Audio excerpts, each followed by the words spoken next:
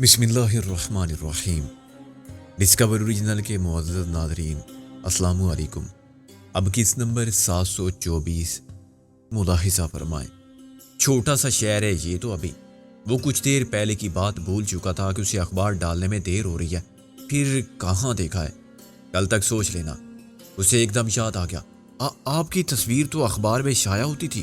بالکل ٹھیک، میں روز دیکھتا تھا۔ سکندر بخت نام ہے آپ کا۔ اس کا حافظہ اور مشاہدہ بالکل ٹھیک تھا، بلکہ عام لوگوں کے مقابلے میں اس اعتبار سے بہتر تھا کہ سب لوگ باقاعدگی سے اخبار نہیں دیکھتے اور اتنے بہت سے اخبارات نہیں دیکھتے۔ اس کی نظر سے ہر روز کئی اخبار گزرتے ہوں گے۔ اس کا زیادہ باخبر ہونا ایک فطری بات تھی۔ میں نے انجان بن کر کہا، سکندر بخت وہ کون ہے؟ اس نے سائیکل کو سٹینڈ پر کھڑا کیا اور بڑے جوش کے ساتھ مجھ سے مصافحہ کیا۔ آپ مجھے دھوکہ نہیں دے سکتے سر، جو کچھ آپ کرتے رہے میں باقاعدگی سے پڑھتا تھا۔ مجھے بہت شوق تھا آپ سے ملنے کا، بہت عظیم آدمی ہیں آپ۔ سب پاکستانی آپ جیسے ہوتے تو ہم کب کا کشمیر فتح کر چکے ہوتے۔ سارے مسلمان آپ جیسے ہوتے تو اسرائیل کیا چیز ہے، روس امریکہ فتح کر لیتے ہم۔ میں نے کہا، فرض کرو فتح کر لیتے، اس کے بعد کیا ہوتا؟ ہم ان ممالک کا بھی وہی اشر کرتے جو پاکستان کا کیا، بنایا تو ہم نے بڑے جذبے کے ساتھ تھا۔ اس نے کہا، آپ اکبر خان کے مہمان ہیں۔ عجیب بات ہے۔ کیا عجیب بات ہے اس میں؟ میں نے کہا، مطلب یہ کہ کہاں اکبر خان، کہاں سکندر اعظم، ان کے درمیان کوئی 2000 سال کا فرق ہے۔ غالب نے کہا، اکبر خان اور طرح کا آدمی ہے۔ وہ بولا، آپ کے اور اس کے درمیان خیر۔ میں نے کہا، سنو بیٹے، تم جذباتی ہو بہت، سڑک پر اس قسم کی گفتگو نہیں کرنی چاہیے، دیواروں کے بھی کان ہوتے ہیں۔ یہاں کوئی دیوار نہیں ہے، غالب نے کہا۔ فرض کر لو درختوں کے بھی کان ہوتے ہیں۔ اگر تم نے مجھے پہچان لیا ہے تو اس کا اعلان کرنے میں ہمارے لیے خطرہ ہے، اور جو کچھ تم اکبر خان کے بارے میں کہہ رہے ہو اس میں تمہارے لیے خطرہ ہے۔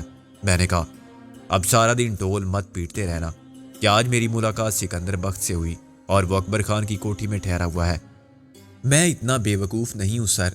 ہر شخص سمجھتا ہے کہ وہ اتنا بے وقوف نہیں ہے جتنا وہ ہوتا ہے۔ غالب نے ایک فلسفیانہ نکتہ پیدا کیا۔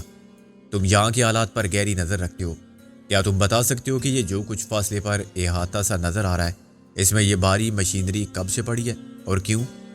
وہ اس نے انگلی سے اشارہ کیا۔ ایک بلڈنگ کنٹریکٹر تھا جو یہاں سڑکیں اور پل بناتا رہا تھا، پتہ نہیں کہاں چلا گیا۔ کوئی کہتا ہے کروڑوں کا غبن کر کے فرار ہو گیا بیوی بچوں کے ساتھ۔ لیکن تم کیا کہتے ہو؟ میں نے اسے غور سے دیکھا۔ کچھ نہیں جی، میں چلتا ہوں۔ اس نے سائیکل اٹھائی۔ میں نے سائیکل کے پیڈل پر ہاتھ رکھ دیا۔ اخبار والے ہو کہ حقیقت کو چھپا رہے ہو؟ میں کہاں سے اخبار والا ہو گیا جی، میں تو اخبار بیچتا ہوں اور اس سے اپنی ٹیوشن فیس ادا کرتا ہوں۔ شام کو ٹیوشن پڑھاتا ہوں تو گھر کا خرچ چلتا ہے۔ ایک معمولی آ کر ہوں۔ شوق بہت تھا رپورٹر بننے کا، مگر نصیب میں دھکے کھانے لکھے ہیں۔ بی اے کر لوں گا اس سال تو کلر کی بھی نہیں ملے گی۔ رپورٹر بھی تو دھکے ہی کھاتے ہیں، غالب بولا، لیکن ہر کام کے لیے ایک وقت ہوتا ہے۔ تم رپورٹر بنو گے ایک دن، بلکہ بہت جلد ہے، لیکن ابھی تو تم ایک رپورٹ کو گول کر گئے۔ میں نے کہا، ہم یہ کیسے فرض کر لیں کہ تم میں ہمت ہے صحافی بننے کی؟ کوئی چانس دیا جا سکتا ہے تم کو، بشرطے کہ تم خود کو اس کا اہل ثابت کرو۔ ہم ایک اخبار نکالنے والے ہیں۔ اس کا چہرہ چمک اٹھا۔ آپ دلوائیں گے مجھے چانس؟ اچھا جی، میں پھر آؤں گا، بہت سی باتیں بتاؤں گا، ابھی تو مجھے دیر ہو رہی ہے۔ وہ چلا گیا تو ہم بھی واپس ہوئے۔ اس احاطے میں جہاں غالب میں 4 کیکروں کی لاشیں چھوڑی تھی، ابھی تک کوئی ہلچل نہیں تھی۔ فوری طور پر اس کا امکان بھی کم تھا، اس جگہ کا والی وارث کوئی نہ تھا جو رپورٹ کرتا کہ کسی نے ایک ٹرک جیسی گاڑی میرے احاطے میں کھڑی کر دی ہے، اور وہ بھی 4 عدد لاشوں کے ساتھ۔ اس کا پتہ تو تب چلے گا جب لاشیں سڑنے لگیں گی، اور بو پہلے گیدوں اور مردار خوروں کو متوجہ کرے گی، پھر ان کے بائی بند پولیس والوں کو۔ ہمیں گھر سے نکلے ہوئے 1 گھنٹہ ہونے والا تھا۔ سورج اب پہاڑیوں کی اوٹ سے جھانکنے لگا تھا، اور نباتات سے خوشگوار مہک آمیز خوشبو کے بخارات اٹھنے لگے تھے۔ آپ کو کیا پریشانی لاحق تھی آخر؟ میں نے کہا، اس احاطے میں پرانی مشینری پڑی ہے یا ہیرے جواہرات؟ صبح سے اب تک اپنے خلاف دوسرا گواہ پیدا کر لیا ہے تم نے 1 گھنٹے میں۔ واقعی یہ شرح پیدائش تو بہت زیادہ ہے، تم بول نہیں سکتے اس بات کو؟ بیشتر مجرم اسی طرح پکڑے جاتے ہیں کہ وہ جائے واردات پر دوبارہ جاتے ہیں، یہ دیکھنے کے لیے کہ سب ٹھیک ہے۔ لونڈا کچھ زیادہ ہی باخبر تھا، کیا خیال ہے؟ اس کو لیٹر آف اپائنٹمنٹ دے دوں؟ غالب نے کہا۔ اس نے مزید سنسنی خیز انکشافات کا وعدہ کیا ہے۔ میں چلتے چلتے انگریزی اخبار کے پہلے اور آخری صفحے کی سرخیاں دیکھتا جا رہا تھا۔ اچانک میرے ذہن کو جھٹکا سا لگا اور میرے قدم خود بخود رک گئے۔ پچھلے صفحے پر ایک چھوٹی سی خبر کے ساتھ 1 انچ کی تصویر نظر آ رہی تھی۔ یہ خانہ خراب کے مدیر اعلیٰ عاجز صاحب تھے۔ مرزا جی، افسوس، کسی نے عاجز صاحب کا خانہ خراب کر دیا، میں نے خبر پڑھتے ہوئے کہا۔ ان کی لاش پشاور CNO روڈ پر ایک اخبار فروش نے شناخت کی۔ غالب نے فوراً اردو اخبار کے صفحات پر نظر ڈالی۔ اس میں تو یہ خبر نہیں ہے۔ انگریزی اخبار کے رپورٹر کو پہلے مل گئی ہوگی۔ آخری کاپی پریس میں جانے سے پہلے میں نے کہا، اسے تو ہم خلیفہ کیکر کے پاس چھوڑ کر آئے تھے، لاش پشاور میں ملی ہے۔ میں نے کہا، لاش تو کہیں بھی مل سکتی تھی یا کہیں نہ ملتی۔ یہ تو جیتے جاگتے انسان کو لاش بنانے والوں کی مرضی پر منحصر ہے کہ وہ لاش سے کیا کام لینا چاہتے ہیں۔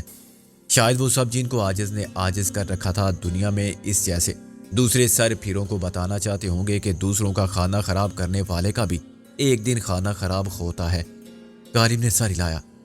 یا شاید عاجز صاحب کی موت میں ہمارے لیے کوئی وارننگ ہے چودھری دلاور کی طرف سے۔ ہمارا میزبان ہماری طویل غیر حاضری سے پریشان تھا۔ بہت لمبے نکل گئے آپ لوگ، بہت دیر سے ناشتہ لگا ہوا ہے، بھوک سے تو برا حال تھا میرا۔ یہ کیا اور اخبار خرید لائے تم؟ ہاں بس ایسے ہی اخبار والا سامنے آ گیا تھا، میں نے کہا۔ وہ اخبار دے کر گیا ہوگا یہاں۔ میں نے انگریزی اخبار کو پلٹ کر اس کے سامنے کر دیا۔ یہ دیکھو اکبر خان، کل تک یہ شخص بھی زندہ تھا۔ اس نے اخبار لے لیا۔ او یس، یہ تو وہی ہے جو تمہارے ساتھ آیا تھا۔ اسے خلیفہ نے روک لیا تھا۔ اکبر خان نے سر ہلایا۔ چلو جلدی سے ناشتہ کر لو، پھر ہم چلتے ہیں۔ کہاں چلتے ہیں؟ میں نے کہا۔ خلیفہ کے پاس، وہ بتائے گا کہ یہ سب کیا ہے، کیوں مروایا ہے اس نے تمہارے ساتھی اخبار والے کو، اور کیا مقصد تھا اسے میرے گھر پر چڑھائی کرنے کا۔ اسے ایک موقع ضرور دوں گا میں کہ وضاحت کرے، اور وضاحت نہ کر سکا وہ، اس نے وضاحت سے انکار کر دیا یا تم وضاحت سے مطمئن نہ ہوئے، پھر دیکھیں گے، کچھ کریں گے۔ اس نے مسکرانے کی کوشش کی۔ چلو ابھی تو ناشتہ کرو، میں نے کہا۔ اس خبر نے تو میری بھوک ختم کر دیا۔ اتنا جذباتی اور حساس نہیں ہونا چاہیے آدمی کو۔ فکر کرنے سے الگ صحت خراب ہوتی ہے۔ آدمی کھانا پینا چھوڑ دے تو کسی اور کا نہیں، اپنا نقصان کرتا ہے، اور پیٹ خالی ہو تو دماغ بھی ٹھیک کام نہیں کرتا۔ ہم اس کی اصرار سے مجبور ہو گئے۔ ناشتہ کرتے ہوئے میں نے کہا، ہم ادھر ادھر کے معاملات میں ملوث نہیں ہو سکتے۔ ہماری وہ سختی سے تاکید کر گئی تھی۔ غالب نے کسی زن مرید کی طرح منمنا کے کہا، کیا کہہ گئی تھی؟ اکبر خان مسکرانے لگا۔ یہی کہ کسی سے پنگا مت لینا۔ میں نے کہا، پہلے تم اچانک پہنچ گئے تھے، ورنہ وہ ہمارے ساتھ نہ جانے کیا کرتا۔ اب وہ پوری طرح منتظر ہوگا، پوری تیاری کے ساتھ۔ میرا خیال ہے کہ اس طرح اپنی حفاظت کا بندوبست کیے بغیر ہمارا خلیفہ کے ہاں جانا خطرے سے خالی نہیں ہوگا۔ میں کسی حفاظتی انتظامات کے بغیر کہیں نہیں جاتا، اور ایسے تو خلیفہ کے خلاف کچھ بھی نہیں کیا جا سکتا۔ مریدوں کا، عقیدت مندوں کا ازدحام ہوگا اس وقت۔ ہم صرف بات کر سکتے ہیں، اس کا رد عمل دیکھنے کے بعد سوچیں گے کہ کیا کرنا چاہیے۔ صرف جانا اور آنا ہے۔ دوپہر کا کھانا ہم واپس آ کے کھائیں گے۔ ہم 3 ہوں گے اور 2 خلیفہ کے مجرم، اور بھی بہت سے لوگ ہوں گے۔ وہ سامنے نہیں آئیں گے اور نہ ساتھ جائیں گے۔ اکبر خان بولا۔ انہیں روانہ کر دیا ہے میں نے۔ وہ اندر باہر راستے میں اور واپسی پر ہماری حفاظت کے ذمہ دار ہیں۔ وہ ہم سے پہلے وہاں پہنچ کے عقیدت مندوں کے ہجوم میں شامل ہو جائیں گے۔ اکبر خان کی بات نے مجھے مطمئن کر دیا۔ رابعہ اور نازو کی تشویش غلط نہیں تھی کہ ہم بعد میں کچھ نہ کچھ ضرور کریں گے، لیکن عاجز صاحب کے قتل کی خبر پڑھ کے میں بھی خلیفہ کیکر سے ملنا چاہتا تھا، اور اس پر واضح کرنا چاہتا تھا کہ رابعہ کے اغوا کی کوشش بھی قابل معافی جرم نہیں تھا، اور عاجز صاحب کی موت کے بعد اس کے خلاف ایک اور سنگین الزام ہے۔ وہ اپنی بے گناہی ثابت کرے، ورنہ سزا کے لیے تیار رہے۔ ایسی دھمکیاں مناسب حفاظتی انتظامات کے بغیر نہیں دے سکتے تھے، اور میری خواہش تھی کہ میں اس کو کسی بلند مرتبہ واجب الاحترام روحانی شخصیت کے مقام سے نیچے ایک اخلاقی و قانونی مجرم کی سطح پر لا کے ذلیل کروں۔ جب ہم اکبر خان کی سیاہ کیڈلاک میں روانہ ہوئے تو اکبر خان نے مجھے اشاروں سے بہت کچھ سمجھا دیا۔ اس کی کوٹھی کے سامنے سے گزرنے والی سڑک کے اگلے موڑ پر ایک سفید فاکس ویگن کھڑی تھی۔ پچھلے موڑ پر ایک جیپ تھی۔ ہماری گاڑی کے گیٹ سے نکلتے ہی فاکس ویگن بھی چل پڑی اور جیپ بھی حرکت میں آ گئی۔ گاڑی کی اگلی سیٹ پر اکبر خان کا باڈی گارڈ خطرناک قسم کی خودکار مشین گن کے ساتھ مستعد بیٹھا ہوا تھا۔ اکبر خان نے مجھے بتایا کہ اس کے پاس ممنوعہ بور کے اسلحے کا لائسنس ہے، جو اسے خصوصی طور پر گورنر کے حکم پر جاری کیا گیا تھا۔ دونوں قیدیوں کو منہ بند کے اور ہاتھ پاؤں باندھ کے لمبی چوڑی گاڑی کی ڈکی میں ڈال دیا گیا۔ پچھلی سیٹ پر میں اور غالب بھی مسلح تھے۔ اسلام آباد سے حسن ابدال اور کیمبل پور تک میں نے کئی بار دیکھا تو سفید فاکس ویگن مجھے آگے اور جیپ پیچھے نظر آتی رہیں۔ اٹک کا پل پار کرنے کے بعد میں نے انہیں نہیں دیکھا، مگر اکبر خان نے مجھے یقین دلایا کہ وہ ہمارے ساتھ ہی ہیں۔ اٹک کا پل پار کرتے ہوئے مجھے صرف فاکس ویگن کی ایک جھلک نظر آئی، لیکن ہم پیر کی کرشا کی خانقاہ پر پہنچے تو نہ ہمارے آگے کوئی گاڑی تھی اور نہ پیچھے۔ اکبر خان کی حیثیت وہاں ایک VIP کی تھی۔ گزشتہ روز کی طرح بیرونی دروازوں پر سادہ لو عقیدت مندوں کو لوٹنے والے دیگ لیے بیٹھے تھے اور خلیفہ کی روحانیت کا خراج وصول کر رہے تھے۔ مجھے اور غالب کو انہوں نے چونک کے ناگواری سے دیکھا اور ایک دوسرے سے نظروں میں سوال کیا کہ یہ دونوں وہی نہیں ہیں جو ہمارے بڑے کیکر گرا کے کل بھی صاف نکل گئے تھے۔ ان کی اتنی جرات کہ پھر یہاں گئے۔ لیکن ہم اکبر خان کے ساتھ تھے اور ان سب کو معلوم تھا کہ اکبر خان کا راستہ کوئی نہیں روک سکتا۔ میں نے ان سے گزرتے ہوئے اس ہجوم پر نظر کی جو اپنی اپنی حسرتوں محرومیوں کی تصویر یاس بنے منتظر تھے کہ خلیفہ کیکر ان کا نذرانہ قبول کر لے اور خصوصی نظر کرم سے ان کی تقدیر کی ساری خرابی پلک جھپکنے میں دور ہو جائے۔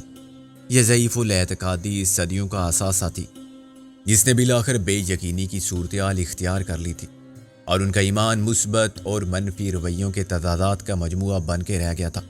بیک وقت وہ کاتب تقدیر کو قادر مطلق مانتے تھے، تسلیم کرتے تھے کہ اس کا فیصلہ اٹل ہے اور زندگی اور موت کی طرح کامیابی، ناکامی، رنج، خوشی، شروع سے آخر تک عمر کے ہر لمحے کو کسی کام کے لیے مختص کیا جا چکا ہے۔ لیکن دوسری طرف یہ بھی سمجھتے تھے کہ ایک بے عمل، شعبدہ باز اور بازوں میں خود پہنچے ہوئے پیر کے اختیار میں ہے کہ وہ کسی کے نوشتہ تقدیر میں اس کی خواہش کے مطابق ترمیم کر دے۔ جہاں رنج تھا وہاں خوشی لکھتے، جہاں بیٹی تھی وہاں بیٹا لکھتے، اور جہاں موت تھی وہاں زندگی لکھتے۔ وہ اس بات کی حقیقت پر غور نہیں کرتے تھے کہ دنیاوی و آخروی جو کچھ ہے آدمی کی کوشش کا ثمر ہے، کسی کی سفارش کا نہیں۔ اکبر خان کی گاڑی الگ ایک ایسی جگہ کھڑی تھی جہاں صرف بڑے لوگ ہی اندر تک اپنی شاہانہ سواریاں لا سکتے تھے۔ اس کا باڈی گارڈ گن مین کار ہی کے قریب موجود تھا۔ وہ نہ ہوتا تب بھی کوئی ڈکی کے قریب پھٹکنے کی جرات نہ کرتا۔ لوگوں کے درمیان سے گزرتے ہوئے میں نے راستے کے ایک طرف مردوں کو اکڑوں بیٹھے دیکھا۔ ان میں بچے، بوڑھے، جوان سب ہی شامل تھے۔ ان کے میلے کپڑے، میلے بدن اور دکھ کے نیل سے مسک چہرہ، سختی آیام، ذہنی و جسمانی ناآسودگی کی تصویر تھے۔ مفلسی کا عذاب ایک درد مشترک تھا جو بیشتر لوگوں کی ارادوں، حوصلوں کو شکست دے چکا تھا، اور غالباً ان سب کی خواہشوں اور خوابوں کی تعبیر ایک ہی دعا کا مستجاب ہونا تھا۔ کسی مدفون خزانے کا سراغ، کوئی 56 کروڑ کی چوتھائی کی لاٹری، یا کم سے کم پرائز بانڈ کا انعام، کوئی پارس پتھر کہ جسے وہ چھوئیں سونا ہو جائے، پٹواری کی نوکری مل جائے۔ باقی مرد اموات سے شفا مانگتے تھے، یہ چاہتے تھے کہ ان کے دشمن سب نیست و نابود ہو جائیں۔ عورتیں دوسری طرف بالکل اسی انداز میں بیٹھی ہوئی تھیں۔ غالباً یہ اس بارگاہ عالی میں حضوری کے آداب تھے کہ کوئی جوتے لے کر اندر نہیں آ سکتا تھا۔ حالتی پالتی مار کے بے فکری سے بیٹھنا منع تھا۔ ایسی بے فکری ہے تو میاں یہاں کیوں آئے ہو؟ جاؤ عیش کرو۔ ہنسنا مسکرانا ممنوع تھا۔ بدبخت ہو، اب بھی اپنی تقدیر پر رونے کی بجائے ہنسے ہو۔ سائل بن کے بیٹھو، محتاج نظر آؤ، بعد اب با ملاحظہ ہوشیار رہو، نگاہ نیچے، سر گھٹنوں میں۔ اس طرح بیٹھنا ان عورتوں کے لیے خاص طور پر مشکل تھا جو آخری ایام میں یہ عرض تمنا کرنے آئی تھی کہ پیر صاحب اس بار تو نظر کرم سے تول دو، ہونے والے کی جنس بدل ڈالو۔ آخر کب تک ایسا نہ ہوگا؟ جب تک ان کا مجازی خدا ناک چوٹی کاٹ کے گھر سے نہیں نکال دے گا۔ حرام زادی جنے جا رہی ہے بیٹیاں جو اپنے ساتھ لاتی ہیں جہیز کی فہرست۔ کل کھیتوں میں کام تیرا باپ کرے گا، کھیت تو لے جائیں گے جموائی۔ جن کے بیٹے ہیں وہ کیسے دبئی اور مکے مدینے سے بوریاں بھر کے ریال بھیج رہے ہیں۔ بہت بڑا ہوتا ہے روپیہ وہاں کا۔ عورت اپنی مرضی سے بیٹا جننے کا اختیار مانگتی ہے۔ اسے یقین ہے کہ آنے والی سوکن یہ کام اپنی مرضی سے کر سکتی ہے، جبھی تو گھر والا اس کے چکر میں ہے۔ خدائی انتظام خشک و تر ہے، خداوند خدائی درد سر ہے۔ چنانچہ حضرت علی رضی اللہ عنہ نے کہا کہ میں نے اپنے رب کو اپنے ارادوں کی شکست سے پہچانا۔ ہماری آمد کی اطلاع یقیناً اندر پہنچ گئی تھی، لیکن خلاف توقع حجرہ خاص کا دروازہ کھول کے کوئی ہمارے استقبال کے لیے نہیں آیا۔ وہاں کھڑے ہوئے کیکر نے ایک شان استغنا سے کہا، حضوری میں خوائج خاص حائل ہیں۔ میں مسکرائے بنا نہ رہ سکا۔ اکبر خان مجھے دیکھ کر مسکرایا۔ ہم کچھ دیر انتظار کر سکتے ہیں۔ بے علم مریدوں و عقیدت مندوں کے لیے اس بھاری بھرکم جملے کے مفہوم کی پوری اسراریت کو سمجھنا مشکل تھا، جو ان کی عقل کو چکر دینے کے لیے وضع کیا گیا تھا۔ سیدھی بات یہ تھی کہ وہ طعام فرما رہے ہیں یا باتھ روم میں، یا شغل جام و مینا میں مصروف ہیں، یا بیڈ روم میں ہیں۔ گوشت پوست کے بنے ہوئے دانے گندم کھانے والے گناہگار ابن آدم کی خواجات میں تخصیص کیا، مگر سادہ دل، سادہ لو اور سادہ فلسفہ حیات رکھنے والوں کے نزدیک شاید اس مرثے جملے کا مفہوم کچھ اور تھا جو ان کی سمجھ میں خود نہیں آ سکتا تھا۔ چنانچہ انہیں سمجھایا گیا تھا کہ ان پر الہامی کیفیت طاری ہے، شاعت و کشف ہے، وہ عالم ارواح میں ہے، شاید جنات کے ساتھ مجاہدے میں مصروف ہے، یا نعوذ باللہ پیامبر فرشتوں سے خام کلام ہے۔ اصل بات اس وقت یہ تھی کہ ہماری آمد نے خلیفہ کو ہنگامی صورتحال سے دوچار کر دیا تھا، اور وہ اپنے خاص کیکروں کو الرٹ کر رہا تھا۔ میں نے ایک نظر مردوں عورتوں کے ہجوم پر ڈالی۔ کیا یہ سارا دن ایسے ہی اکڑوں بیٹھے رہیں گے، مٹی دھول میں دھوپ میں؟ کیکر نے مجھے گور کر کہا، اور کیا ایرانی قالین بچھوائے جائیں ان کے لیے جس پر یہ استراحت فرمائیں، یا صوفے لگوائے جائیں؟ خاصا مشکل کام ہے یوں انتظار کرنا، غالب بولا۔ حاجت مند کو عرض مدعا کے لیے نفس کی آزمائش کے مرحلوں سے گزرنا پڑتا ہے۔ حاجت روا خود ان کے پاس چل کے نہیں جاتا۔ وہ بولا، اچھا جملہ ہے۔ میں نے کہا، میری لغت میں حاجت روا صرف خدا کی ذات ہو سکتی ہے۔ تم شاید یہ کہہ رہے ہو کہ خلیفہ کیکر تو ان کے گھر جانے سے رہے۔ حضرت عمر رضی اللہ تو رات کو گندم کی بوری ڈھو کے ایک بیوہ کے گھر لے گئے تھے جس کے بچے بھوکے تھے۔ وہ خلیفہ تھے مگر رعایا سے خود کو کمتر سمجھتے تھے۔ اکبر خان نے ناگواری سے مجھے دیکھا۔ اس سے بحث مت کرو۔ میں نے کہا، بحث کہاں، میں تو تاریخ کا ایک حوالہ دے رہا تھا۔ میں تاریخ ہی نہیں سمجھتا، کیکر نے غرا کر کہا، یعنی یہ بھی نہیں جانتے کہ آج کیا تاریخ ہے؟ میں نے افسوس سے سر ہلا کر کہا، خیر یہ تو بتا سکتے ہو کہ ان عورتوں مردوں کو الگ الگ بٹھانے میں کیا مصلحت ہے؟ یہ مصلحت کی بات نہیں، شرع کا حکم ہے۔ عورت اور غیر مرد کا اخلاط جائز نہیں۔ غالب نے کہا، یہ سب تو بے پردہ ہیں، اور دیہات میں مرد عورت کھیتوں میں مل کے کام کرتے ہیں، عورتیں برقع پہن کے تو نہیں پھرتی۔ تم کو فضول باتوں سے پرہیز کرنا چاہیے۔ اکبر خان نے مجھے پھر ٹوکا۔ غالب نے اس کو نظر انداز کر دیا۔ یہ عورتیں اکیلی تو نہیں آئی ہوں گی، باپ یا شوہر کوئی مرد تو آیا ہوگا ان کے ساتھ۔ کیا ان کا اندر ایک ساتھ جانا بھی خلاف شرع ہے؟ اندر صرف ایک جا سکتا ہے، حقیقی حاجت مند۔ دل کی بات تخلیے میں ہوتی ہے، تم میں سے بھی ایک جائے گا۔ میں نے تعریفی انداز میں سر ہلایا۔ سبحان اللہ، تحلیل نفسی کا بھی یہی اصول ہے، سائیکا ٹرسٹ۔ اکبر خان کی برہم نظروں کی تو مجھے پرواہ نہ تھی، مگر میری نظر نے اچانک ہجوم نامراداں کے پیچھے ایک شناسا چہرہ دیکھ لیا۔ وہ صرف ایک لمحے کے لیے مجھے اندر نظر آیا۔ یہ یہاں؟ میں نے بے اختیار کہا، کون؟ اکبر خان گھوم گیا۔ اس کے ساتھ ہی غالب نے پلٹ کے دیکھا، لیکن اس سے پہلے کہ میں اکبر خان کو اخبار فروش لڑکے کی صورت دکھاتا، ہوائج خاص کا وقفہ ختم ہو گیا اور دروازہ کھولنے والے نے اکبر خان سے کہا، آؤ جناب، خلیفہ صاحب آپ کے منتظر ہیں۔ ایک بار پھر ہم باری کے اصول سے مستثنا قرار دیے گئے تھے، یعنی پہلے سے بیٹھے ہوئے امیدواروں نے جذبات و تاثرات سے بھی احتجاج نہیں کیا تھا۔ ایسا ہوتا رہتا تھا اور وہ اس کے عادی تھے۔ وہ دور صرف فخر کرنے کے لیے رہ گیا تھا جب عام آدمی خلیفہ وقت کا دامن سر عام تھام سکتا تھا۔ یہ خلیفہ کیکر کا زمانہ تھا۔ اب تو اس وقت کی زبوں حالی پر رونے والا کوئی خالی یا اقبال بھی پیدا ہو جاتا تو نگار خانے میں طوطی کی طرح اس کی صدا کوئی نہ سنتا۔ اجازت نہ ملنے کے باعث غالب کو باہر ہی رکنا پڑ گیا۔ خلیفہ کیکر نے خالص تجاہل عارفانہ کا مظاہرہ کیا۔ ہاؤ بھائی اکبر خان، خیریت تو ہے نا؟ اکبر خان اس کے سامنے بیٹھ گیا۔ نہیں، خیریت نہیں ہے۔ خلیفہ نے مجھے بادل نخواستہ بیٹھنے کو کہا۔ اس کو پھر ہماری نظروں کے سامنے نہ لاتے تو اچھا تھا۔ کسی تمہید کے بغیر اکبر خان نے کہا، یہ ایک شکایت لے کر آیا تمہارے پاس۔ میں ساتھ نہ آتا تو اسے کون آنے دیتا تمہارے پاس؟ ہم سے شکایت ہے؟ خلیفہ نے بے حد تعجب کا اظہار کیا۔ میں نے کہا، بندے کو خدا سے بھی شکایت ہو جاتی ہے، علامہ اقبال کا شکوہ۔ اکبر خان نے کہا بس اپنی بات کرو، زیادہ پڑھے لکھے ہونے کا یہی تو نقصان ہے کہ آدمی ہر جگہ کتابی باتیں کرنے لگتا ہے۔ میں نے کہا خلیفہ صاحب آپ کے کیکر میری بیوی کو اٹھا لائے ہیں۔ اکبر خان میری غلط بیانی پر چونکا مگر نہ جانے کیا سوچ کے خاموش ہو گیا۔ کیا بکتا ہے بدبخت بد زبان، ہم پر ایسا بےہودہ الزام؟ میں نے کہا ابھی سے گالیاں مت دیں، الزام آپ پر نہیں لگایا میں نے، آپ کے مرید تھے وہ 6 کیکر تھے جو اکبر خان کے گھر میں آدھی رات کو داخل ہوئے۔ وہ مسلح تھے اور نقاب پوش تھے۔ انہوں نے کلورو فارم سونگا کے تمام نوکروں کو بے ہوش کیا۔ اکبر خان بولا میں رات گھر پر نہیں تھا، میرا چوکیدار بھی غائب ہے۔ بھائی ایسی وارداتوں سے میرا کیا تعلق؟ خلیفہ نے پھر اپنا نرم غیر جذباتی لہجہ اختیار کر لیا۔ بدماشی بہت بڑھ گئی ہے ملک میں۔ میں نے کہا پوری بات سن لو میری۔ وہ کسی گاڑی میں آئے تھے، اس کا کیا نمبر تھا کیا اڑیا سب معلوم ہے مجھے۔ گھر کے نوکر بھی انہیں پہچان لیں گے اگر وہ سامنے آئے۔ وہ سامنے کہاں آئیں گے؟ خلیفہ نے کہا ان میں سے 4 نکلنے میں کامیاب ہو گئے تھے۔ میں نے کہا اور وہ رابعہ کو بھی بے ہوش کر کے اٹھا لے گئے اسی گاڑی میں، مگر 2 پکڑے بھی گئے تھے، وہ سب کے سامنے لائے جا سکتے ہیں، تمہارے سامنے بھی۔ اکبر خان بولا وہ کیکر نہیں ہو سکتے اکبر خان۔ خلیفہ نے جلالی لہجے میں کہا تم جانتے ہو ہمارے مرید کون ہوتے ہیں؟